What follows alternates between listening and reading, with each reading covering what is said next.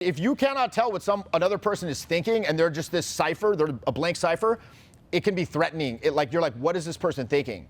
I don't know if they want to stab me or they want to fucking kiss me. Like, I don't know what's going on. Most people are almost completely unaware of what their face is doing in an interaction. Most people have what I call facial armoring.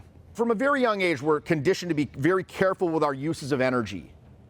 So, and again, social conditioning, cultural conditioning comes from a variety of places: your parents, possible religious upbringing, the media, your peer group, the educational system, corporate culture, and so on and so on. The ultimate message is it does not matter what the emotion is, it must be carefully hidden. It must be controlled. If it's anger, sadness, joy, disgust, it doesn't matter. It must be hidden. What you don't show cannot hurt you. If you show it, it could expose you to ridicule, it could expose you to censure, humiliation, whatever. So, over time, most people, particularly with the face, I find are highly conditioned against, number one, even standing in front of somebody and looking them in the eye. It's like what you don't show can't hurt you. And so if you see myself or my colleagues when we're out, I'm very emotionally expressive in the face at all times. I'm like, da-da-da-da.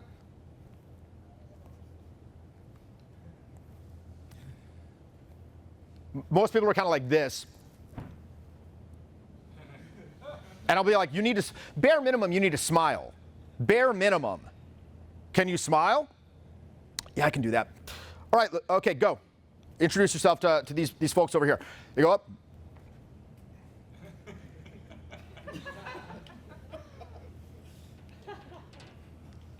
And it'll flash for a little bit, and it can't even properly be called a smile. It's more like this sort of like rictus of pain and terror. That's like hiding. It's like you ever see Terminator 2 when he's like trying to teach the Terminator to smile? It kind of looks like that. He's like, so it's not in the eyes. It's not like a genuine eye smile. It's like, okay, and then they'll revert right back to it. Because here's the thing: there's a difference between knowledge and knowing. You're not going to drop decades of counter conditioning and suddenly become facially free because you now understand intellectually it would be beneficial for you to do that. It's not going to happen.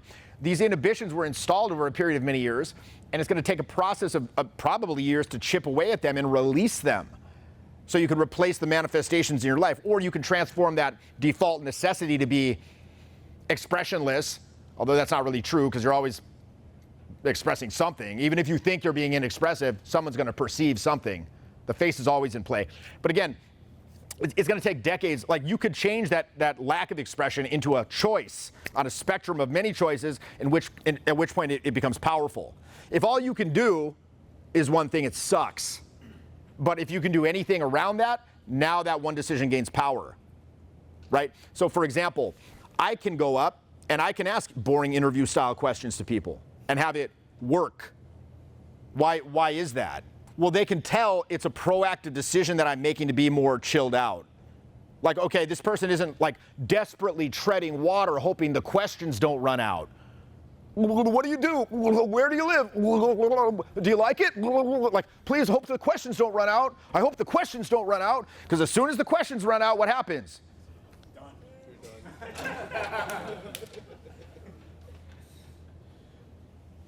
Okay, well, it was nice to meet you. You know, so again, they can tell if I'm like, yeah, so actually, where do you live? Oh, that's interesting. I've been there before. Is that the place with the da-da-da? They can tell, okay, this person doesn't need to do these questions, but it's a proactive decision. And they know that at any moment, I could be like, Hadouken, and bust out some crazy, like, conversational fireworks if I chose to. Individual choices gain power in proportion to the larger field of choice potential surrounding them. Okay? Individual choices gain power in proportion to the larger field of choice potential surrounding them. So if I'm sitting in a state of rest and I'm sitting next to a very dynamic Olympic athlete, Michael Phelps, LeBron James, Mikhail Baryshnikov, somebody who's highly athletically gifted, even from in a state of rest, that athlete is going to be emanating more power from the state of rest, because they have a larger field of kinesthetic choice surrounding their state of rest. So again, you learn how to fight so you don't have to. So the face, you're sending packets of emotional information out. That's what you're doing with the face. At any moment, You are sending packets of emotional information to the other person. The eye focus process of where you're looking, of how your eyes are moving in the sockets, that's putting a line drawing of your thought process. And then the face, the muscles, the musculature of the face is coloring in that line drawing with the emotion of how you feel about it. So one thing I see a lot is people are going up and there is no indication of what's being thought about in the mind's eye. There's like, and if you cannot tell what another person is thinking and they're just this cipher, they're a blank cipher, it can be threatening. You're like, what is this person thinking? I don't know if they want to stab me or they want to fucking kiss me. Like, I don't know what's going on. Like, what are they thinking about? And they're just like this brick wall. Like, it's very unnerving. It's almost like potentially psychotic. Point being, the eye focus process in the face. You want to learn to paint with that with a very fine brush, so you can send, you know what you're sending out emotionally, and you're able to have control over that. So you can send out whatever you want. So, one of the exercises that I do a lot in my mentoring, and something's on the boot camp program before we go out, we do something called face brushing. Let's do it right now. Fuck it. Okay? Why do we call it face brushing? Well, you brush your teeth every day, you can brush your face every day. All right? So here's what we're gonna do, okay? Everything open. Like right now, everything open. Eyes open, mouth open, nostrils open, whole face open.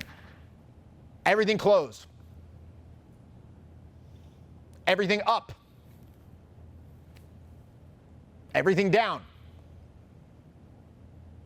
Everything to the left. Everything to the right. Top left, bottom right. Top right, bottom left. Top up, bottom down. Top down, bottom up. Okay? Now for, let's say 20 seconds, just completely move the muscles of your face in complete flow and in total movement randomly at all times. Go.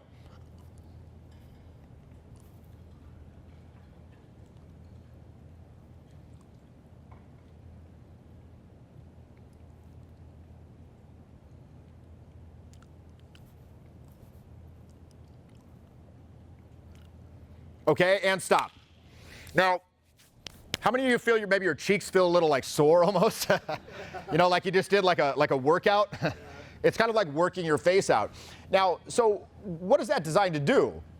Are you like building your face muscles? No, not necessarily. You're simply developing an awareness of the potential for various expressions. And doing that once here, that's going to do very little for you, much in the same way that like lifting a dumbbell 20 times is not going to do much in terms of muscular development. But if you were to do that consistently over a period of several months or several years or several decades, you would gain number one, a greater awareness. I think all exercises like surrounding this stuff perform a diagnostic function of where you're holding tension, where you're feeling resistance to doing that. You might have felt, this is fucking goofy. Why am I doing this? Sure, it's fun or whatever. What's the fucking point? Like, what's the training rationale behind it? Well, it's to develop awareness of where inhibition might be coming into play. How is the mind stepping in and saying, yo, doing this could make you look silly or stupid or aggressive or pushy or weird. Don't do this. Don't do this. This is where most of the problems come in, from the mind. So you have the intuitive impulse of something to say, it comes here, and then the mind will be like, stop.